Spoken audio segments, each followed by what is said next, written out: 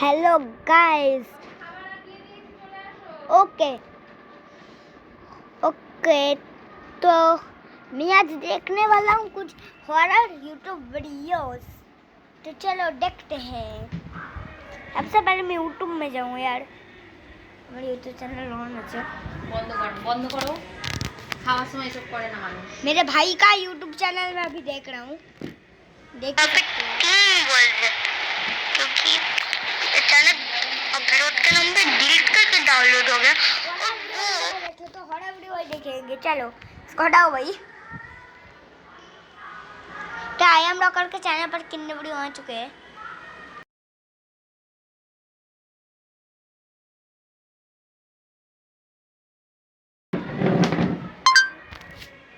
चलिए देखते हैं। एक नया कहानी आया है हॉरर। बचपन से माई बाई की फोटो घर में रखता था। जहाँ जगह मिलती थी चिपका देता था और ड्रीम करता था कि कभी मेरी भी फोटो न्यूज़पेपर में आएगी। उस टाइम थोड़ी ना पता था कि माई बाई और मैं एक ही फोटो में हूँ। चिकन मेरा फेवरेट खावा है। जब मैं आज उठा मुझे कोई आइडिया नहीं था कि मेरी जिंदगी बदलने वाली है। कुछ महीनों से मैं एक फूटी कौड़ी के लिए तड़प रहा हूँ। मैंने पैंडेमिक में अपनी हाय दोस्तों, हमारी ऑडियंस में जितने भी स्टूडेंट्स हैं, ये वीडियो उन सभी के लिए डेडिकेटेड है। अगर आप भी एक स्टूडेंट हैं और आपने हमारा चैनल अभी तक सब्सक्राइब नहीं किया तो अभी सब्सक्राइब बटन पर क्लिक करो और बेल आइकन की घंटी बजा दो। और हाँ, इस वीडियो के एंड में हमारे सभी सब्सक्राइबर्स के लिए एक स्पेशल मैसेज है, तो वीडियो को एंड तक जरूर देखें। मैं सब्सक्राइब कर देता हूँ यार। प्लीज आप मेरे यूट्यूब को सब्सक्राइब कर देना। मेरा नाम है यूट्यूब। ये कहानी एक कोटा के प्रोफेसर की सच्ची कहानी से इंस्पायर्ड है। 2011 में विनीत को फाइनली उसकी ड्रीम जॉब मिल गई थी। उसे कोटा के एक फेमस इंस्टीट्यूट में एक टीचिंग फैकल्टी का रोल मिला था। वो अपना जॉब का ऑफर लेटर मिलते ही कुछ दिनों में कोटा पहुंच गया था। मगर दिक्कत की बात ये थी कि उसे रहने के लिए कहीं पे भी कोई फ्लैट नहीं मिल रहा था। क्योंकि वो एक बैचलर था, इसलिए ज्यादातर लोग उसे फ्लैट देने में कतरा रहे थे। 4 दिन हो गए थे पर विनीत को फ्लैट ही नहीं मिल पा रहा था।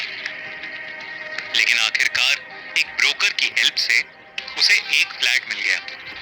पर एक अजीब बात ये थी कि जहां उसे दूसरे फ्लैट्स में अपने बैचलर होने की वजह से इतनी दिक्कत हो रही थी, वहीं ये फ्लैट उसे आसानी से मिल गया था। मगर ज्यादा ना सोचते हुए विनीत ने वो फ्लैट ले लिया। शुरुआत के कुछ दिन बहुत ही अच्छे बीते। विनीत कोटा के लोगों से घुल मिल रहा था और अपना काम बहुत एक्साइटमेंट से कर रहा था। रोज की तरह विनीत अपने लेक्चर्स खत्म करके घर पहुंचा और थकान होने की वजह से वो सीधा सोने चला गया। लेकिन उस रात कुछ ऐसा हुआ जो कोई सोच भी नहीं सकता था। विनीत जब सो रहा था तो उसे अचानक ऐसा लगा कि कोई काला साया उसके ऊपर चढ़कर बैठ गया है। विनीत को ऐसा लग रहा था कि उस साए का चेहरा विनीत के चेहरे के बेहद करीब था। इतना करीब कि विनीत को उसकी सांसें भी अपने चेहरे पर महसूस हो रही थी। विनीत की बेचैनी बढ़ने लगी और अचानक वो हड़बड़ा कर उठ गया। विनीत ने उस कमरे की लाइट जलाई, मगर उस कमरे में विनीत के अलावा और कोई भी नहीं था। खिड़कियां खुली हुई थी और हवा चलने की वजह से कमरे के पर्दे भी तेजी से हिल रहे थे। उस कमरे में एक अजीब सी ठंडक थी, लेकिन विनीत घबराहट के मारे पसीने में तर खड़ा था। उसे लगा कि शायद उसने कोई बुरा सपना देखा है। उसने घड़ी में टाइम देखा तो रात के 2:30 बज रहे थे और अब विनीत की आंखों में नींद का कोई नामो निशान नहीं था। नींद ना आने की वजह से वो अपने स्टडी टेबल पर बैठकर एक किताब पढ़ने लगा और अपनी कल की क्लास के लिए तैयारी करने लगा।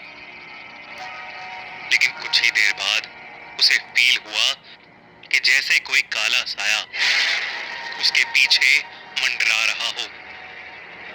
विनीत ने मुड़कर देखा, मगर वहां कोई नहीं था। रात भर हल्की हल्की आहटों के चलते वो बार बार कुछ देर में पलट कर देखता रहा, मगर वहां कोई भी नहीं होता। इसके चलते न वो रात भर सो पाया और ना ही पढ़ पाया। विनीत की अगली रातें भी कुछ ऐसे ही बीती। वो बीच रात फिर वही सपना देखता और उठ जाता और फिर पूरी रात घबराहट में बिता देता।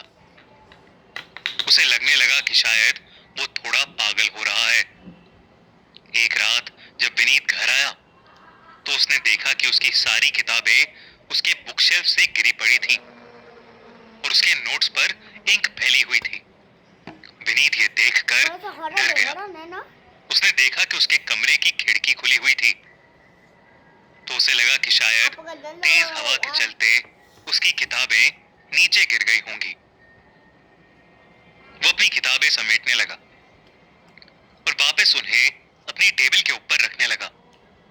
लेकिन तभी विनीत को फिर से ऐसा लगा कि कोई काला साया उसके पीछे मंडरा रहा है। जब वो पीछे मुड़ा तो उसके होश उड़ गए। उसने देखा कि एक 16-17 साल की लड़की उसके कमरे के दरवाजे पर खड़ी हुई है और उसे घूर कर देखे जा रही है। उस लड़की के बाल बिखरे हुए थे।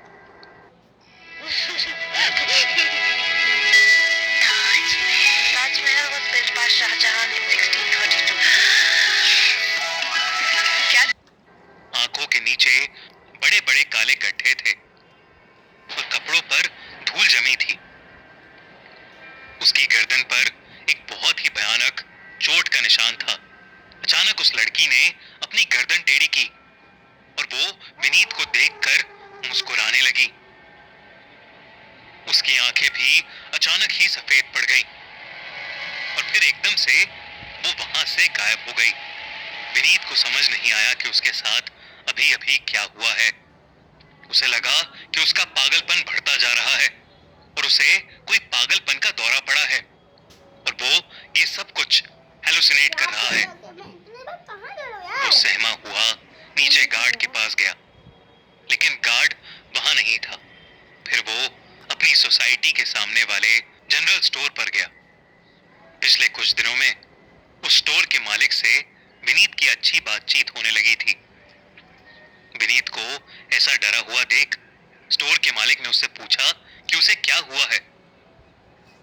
विनीत ने उसे बताया कि उसका कोटा में मन नहीं लग रहा है और उसे लग रहा है कि धीरे धीरे वो पागल होता जा रहा है।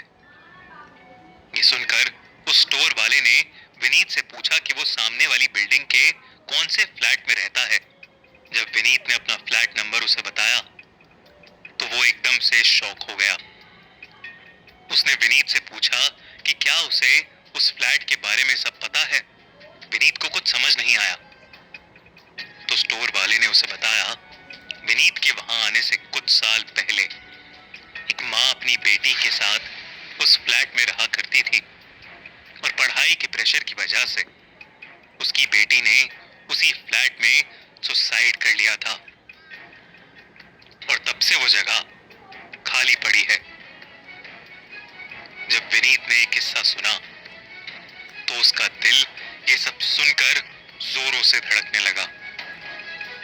मतलब जो भी विनीत इतने दिनों से महसूस कर रहा था, जिस लड़की को उसने अपने दरवाजे पर देखा था, वो कोई हेलुसिनेशन नहीं था, वो सब सच था। विनीत मानो ये सब सोचकर कांप रहा था। लेकिन उस रात फिर से उसे उसी घर में वापस जाना था। वो किसी तरह रात काटने के लिए उस घर में वापस चला गया और अपने कमरे में भगवान की फोटोज रख ली। उसने सोच लिया कि वो सुबह होते ही उस घर से अपना सामान लेकर कहीं और चला जाएगा और यही सोचकर वो नींद की गोली खाकर सो गया। अचानक पंखे से कुछ अजीब सी आवाज आने लगी, जिसकी वजह से विनीत की नींद टूट गई। जब उसने अपनी आंखें खोलकर देखा तो उसकी सांसें मानो रुक गईं। पंखे से उसी लड़की की लाश लटकी हुई थी जो विनीत के उठते ही पल भर में गायब हो गई। उसके बाद विनीत ने ना वक्त देखा और ना ही किसी सामान की परवाह की। वो चीखता हुआ उस घर से बाहर दौड़ गया। उसने बची हुई रात एक होटल में काटी और अपने मकान मालिक को कॉल करके बहुत सुनाया।